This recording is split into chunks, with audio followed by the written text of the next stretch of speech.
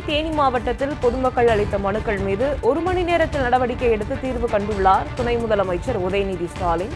அண்மைச்செய்தியை பார்த்துக் கொண்டிருக்கிறோம். இன்று காலையில் மனு அளித்த 5 பேருக்கு முதலமைச்சரின் விரிவான மருத்துவ காப்பீட்டு அட்டையை துணை முதலமைச்சர் உதயநிதி ஸ்டாலின் வழங்கினார். 4 மாற்றுத்திறனாளிகளுக்கு 3 சக்கர வாகனம் மற்றும் ஸ்டாண்டிங் உபகரணங்களையும் வழங்கினார் துணை முதலமைச்சர். அண்மைச்செய்தியை பார்த்துக் கொண்டிருக்கிறோம்.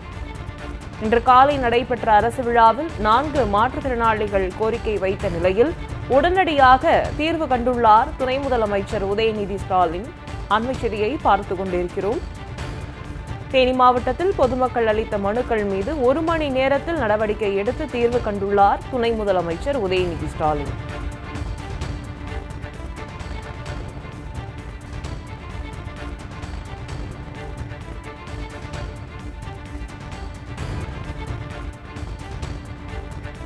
முழு விவரங்களை எமது செய்தியாளர் சுகந்திடம் கேட்கலாம். வணக்கம் சுகந்த்,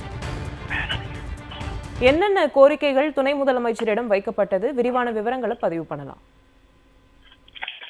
வணக்கம் சாந்தா. அதாவது மனு கொடுத்த அடுத்த 1 மணி நேரத்தில் நடவடிக்கை எடுத்த தமிழ்நாடு துணை முதலமைச்சர் என்றே கூறலாம். அதாவது தமிழ்நாடு துணை முதலமைச்சர் உதயநிதி ஸ்டாலின் அவர்கள் மற்றும் ஊரக வளர்ச்சித்துறை அமைச்சர் ஐ. பெரியசாமி ஆகியோர் தேனி மாவட்டத்தில் இன்று காலை 851 பயனாளிகளுக்கு 13.48 லட்சம் கோடி மதிப்பீட்டில் நலத்திட்ட உதவிகளை இன்று காலை வழங்கினார்கள். இதில் வருவாய், நிர்வாகம் மற்றும் பேரிடர் மேலாண்மை துறை, சமூக பாதுகாப்பு திட்டம், முதலமைச்சரின் உழவர் பாதுகாப்பு திட்டம், திருமண உதவித்தொகை திட்டம், முதலமைச்சரின் உழவர் பாதுகாப்பு திட்டம், இயற்கை மரண உதவித்தொகை, ஊரக வளர்ச்சி மற்றும் உள்ளாட்சித்துறை, கலைஞர் கனவு இல்லம், ஊரக வீடுகள் பராமரிப்பு திட்டம் என 16 துறைகளை சார்ந்த 851 பயனாளிகளுக்கு இன்று காலை நலத்திட்ட உதவிகள் வழங்கப்பட்டன. அப்போது தமிழ்நாடு துணை முதலமைச்சர் உதயநிதி ஸ்டாலின் அவர்களை சந்தித்த பொதுமக்கள் தங்களுக்கு முதலமைச்சரின் விரிவான காப்பீடு திட்டம் வேண்டும் எனவும் மாற்றுத்திறனாளி பிள்ளைகளுக்கு தேவையான உபகரணங்கள் வேண்டும் எனவும் இன்று காலை மனு அளித்திருந்த நிலையில் அதன் அடிப்படையில் உடனடியாக தமிழ்நாடு துணை முதலமைச்சர்